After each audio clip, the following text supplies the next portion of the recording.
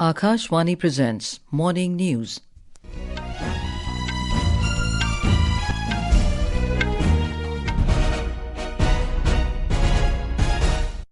Good morning, I'm Anuja Kumar. The headlines. Budget session of Parliament to begin today with President Droupadi Murmu's address. India to launch affordable and secure Indigenous AI model, says Union Minister for Electronics and Information Technology, Ashwini Vaishnaw. Uttar Pradesh Judicial Commission to reach Sangam Ghat today for investigation into the tragic incident at Mahakumbh. 67 people confirmed dead in mid-air collision between American Airlines jet and Army helicopter in United States. Israel releases 110 Palestinian prisoners after a delay. Hamas frees 8 more hostages in third hostage prisoner swap. And in cricket, India to take on England in the semi-finals of Women's Under-19 T20 World Cup in Kuala Lumpur this afternoon. And now the news in detail. The budget session of Parliament will begin today with President Droupadi Murmu addressing a joint sitting of both houses this morning. Following the President's address, Union Finance Minister Nirmala Sitharaman will present the economic survey during a brief session of both Lok Sabha and Rajya Sabha. Our correspondent reports that the presentation of the economic survey marks the official start of the budget session in Parliament. The economic survey is a comprehensive review of the country's current economic state and future outlook. It is prepared by the Economic Division of the Department of Economic Affairs under the guidance of the Chief Economic Advisor. Finance Minister Nirmala Sitharaman will present the Union Budget tomorrow. The Lok Sabha and the Rajya Sabha will discuss the motion of thanks on the President's address on Monday. 16 bills, including the Finance Bill 2025, the Waqf Amendment Bill 2024, the Immigration and Foreigners Bill 2025, the Banking Laws Amendment Bill 2024 and the Railways Amendment Bill 2024 will be taken up for discussion and passage. The first part of the budget session will be held from today till 13th February, while the second leg of the session will be held from 10th March to 4th April. Suparna Saikya, Akashvani News, Delhi. The government has announced that India is all set to launch its own safe and secure Indigenous Artificial Intelligence AI model at an affordable cost. Briefing the media in New Delhi yesterday, Union Minister for Electronics and Information Technology, Ashwini Vaishnaw, highlighted that compared to global models costing $2.5 to $3 per hour usage, India's AI model will cost less than 100 rupees per hour after a 40% government subsidy. The Union Minister expressed hope that the Indian AI model is likely to be ready within 6 months.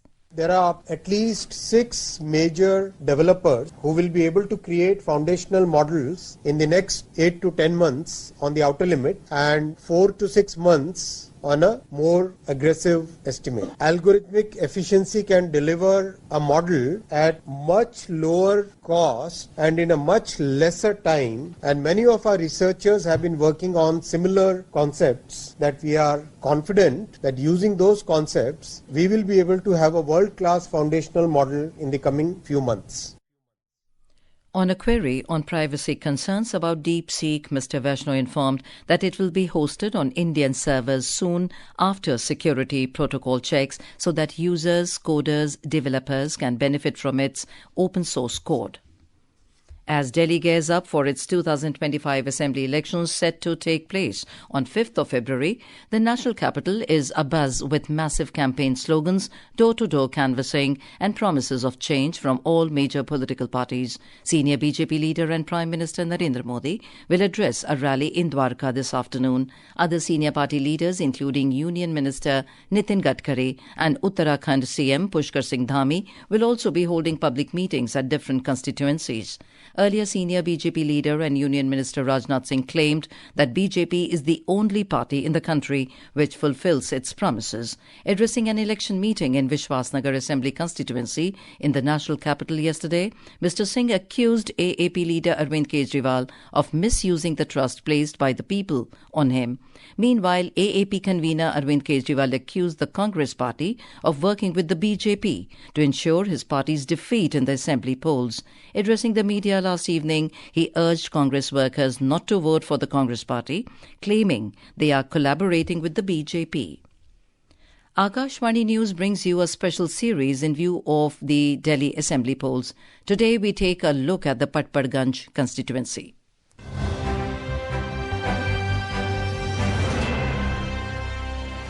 Patparganj is considered among the high-profile seats of Delhi. Aam Aadmi Party has given its ticket this time to popular educationist Awadh Oja from this seat. On the other hand, BJP has once again expressed confidence in Ravinder Singh Negi. Meanwhile, Congress has placed its bet on party's former state president Anil Chaudhary, who had been a Patparganj MLA 4 times before 2013. Talking about the voters, there are more than 226,000 voters here. Poor conditions of road, illegal parking, filth, lack of hospitals and encroachment are among the key local issues that can be the decider between victory or defeat for all the 3 prominent candidates.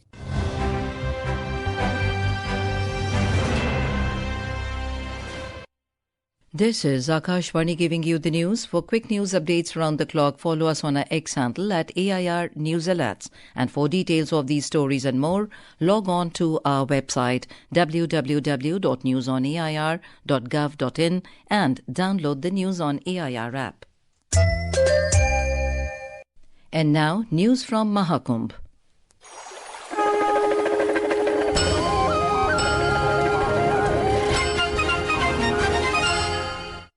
A large number of women devotees can be seen at the Mahakumbh Mela in Prayagraj, the world's largest spiritual gathering.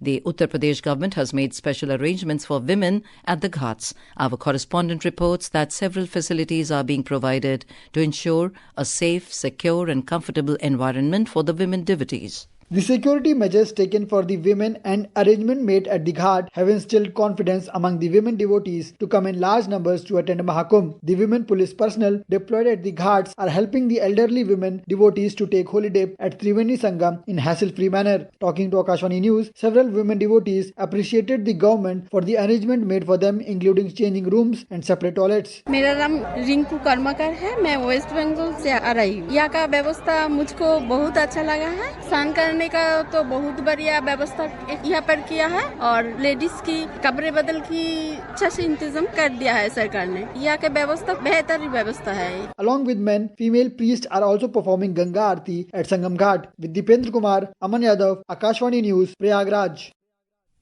The Judicial Commission set up by the Uttar Pradesh government to find the reasons behind the Mahakumbh incident will visit Sangam Ghat in Prayagraj today. The commission will investigate the cause and circumstances of the incident and submit its report within 1 month. They will also recommend measures to prevent such incidents in the future. The 3-member commission is headed by a retired Allahabad High Court judge, Harsh Kumar. Uttar Pradesh Chief Secretary Manoj Kumar Singh and DGP Prashant Kumar yesterday visited Sangam Ghat at Mahakumbh and inspected the incident area, which claimed 30 lives. They urged the administration to stay motivated and adopt a build it better approach, ensuring that the upcoming Amrit Snan is flawless with zero error in arrangements. They also emphasized that maximum officers must be deployed in high density areas.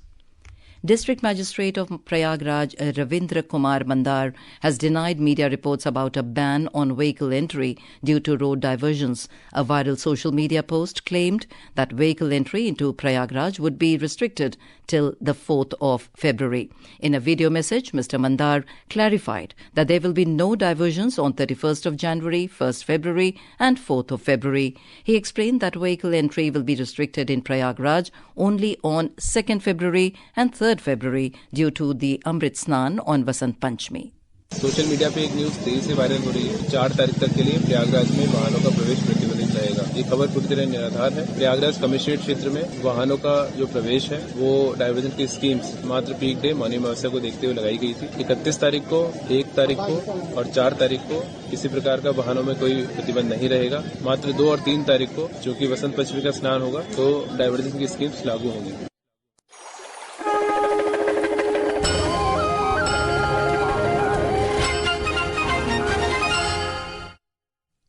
In some international news, United States President Donald Trump has confirmed that there are no survivors in the mid-air collision between an American Airlines regional jet and an Army Black Hawk helicopter in Washington, D.C. Addressing a press briefing on the aviation disaster last night, Mr. Trump said that the administration will find out how the disaster occurred and ensured nothing like this will ever happen again. Before 9 p.m. last night, an American Airlines regional jet carrying 60 passengers and 4 crew collided with an Army Black Hawk helicopter. On behalf of the First Lady, myself, and 340 million Americans, our hearts are shattered alongside yours and our prayers are with you. We'll find out how this disaster occurred and we'll ensure that nothing like this ever happens again. The crash, which occurred near Ronald Reagan National Airport, involved an American Airlines regional jet carrying 60 passengers and 4 crew members and a U.S. Black Hawk helicopter carrying 3 soldiers. Meanwhile, the Kremlin confirmed that 2 renowned former Russian figure skaters, Evgenia Shishkova and Vadim Naumov, were on board the passenger plane. Kremlin spokesman Dmitry Peskov also stated that other Russian nationals were also aboard the crashed flight. In a major development, Israel has released 110 Palestinian prisoners as part of the next phase in the ceasefire deal between Israel and Hamas. The process was initially delayed after crowds surged at one of the hostage handover points. However, the release was celebrated largely in Gaza and West Bank. Earlier, 8 hostages, including 3 Israelis and 5 Thai nationals in Gaza, were released after 15 months in captivity. In a social media post, the Israel Defense Forces welcomed the return of hostages and said that it remains committed to bringing back all remaining hostages that are still held in Gaza. Moving on to the world of sports, in the ICC Under-19 Women's T20 World Cup, India will take on England in the semi-final match at the Biomass Oval in Kuala Lumpur this afternoon. We have more from our correspondent. Nikki Prasad-led Indian side has been dominant in all the departments throughout the tournament, with batters and bowlers contributing equally. The women in blue will aim to reach final scheduled on Sunday. On the other hand, in men's cricket, India will face England in the 4th T20 International at the Maharashtra Cricket Association Stadium in Pune this evening. Surya Kumar Yadav-led home side are currently leading the 5-match series 2-1. Moving towards Hockey India League HIL, where semi-final matches are scheduled for today. Shachirar Bengal Tigers will face Tamil Nadu Dragons at 6 p.m, while JSW Surma Hockey Club will take on Hyderabad Tufans at 8:15 p.m. at the Birsa Munda International Hockey Stadium in Rourkela, Odisha. Last we have from Indian Super League ISL Football, where Kerala Blasters FC defeated Chennaiyin FC by 3-1 at the Jawaharlal Nehru Stadium in Chennai last night. This is the first time when Kerala Blasters FC registered an away win against Chennaiyin FC in the league. Moreover, Koro Singh scripted history for Blasters as he became the second youngest goal scorer in the competition. Chirag Jha, Akashvani News, Delhi. The India Meteorological Department, or IMD, has forecast dense to very dense fog conditions during night and early morning hours in Gangetic, West Bengal today and in isolated pockets of Uttar Pradesh, Sub-Himalayan West Bengal and Sikkim till tomorrow. And now, for a look at today's newspapers, it's over to VC Pramod. Thank you, Anuja. As Modi 3.0 budget session begins today, a top frontline headline in the Pioneer writes, Challenges galore as Sita Raman team frame financial year 26 budget. Hindustan Times notes the budget will focus on the middle class, farmers, small firms, young people and women with GDP growth at 6.5 to 7% for the year. Government unveils mega AI plan to rival global models, states the Tribune. All the newspapers have referred about one of the deadliest US air disasters in almost a quarter of a century on their front page, killing 67 people. The Times of India writes about the surreal atmosphere with all roads leading to Kotla as King Kohli returned to Ranji after 12 years, creating a stampede-like situation. And finally, Economic Times reports on a survey citing urban-rural spending gap narrows in financial year 24. The paper adds inequality down across social categories too. And with that, it's back to you, Anuja. Thank you, Pramod. And now, before we end the bulletin, the headlines once again. Budget session of Parliament to begin today with President Droupadi Murmu's address. India to launch affordable and secure Indigenous AI model, says Union Minister for Electronics and Information Technology Ashwini Vaishnaw. Uttar Pradesh Judicial Commission to reach Sangam Ghat today for investigation into the tragic incident at Mahakumbh. 67 people confirmed dead in mid-air collision between American Airlines jet and Army helicopter in United States. Israel releases 110 Palestinian prisoners after delay. Hamas frees 8 more hostages in third hostage prisoner swap.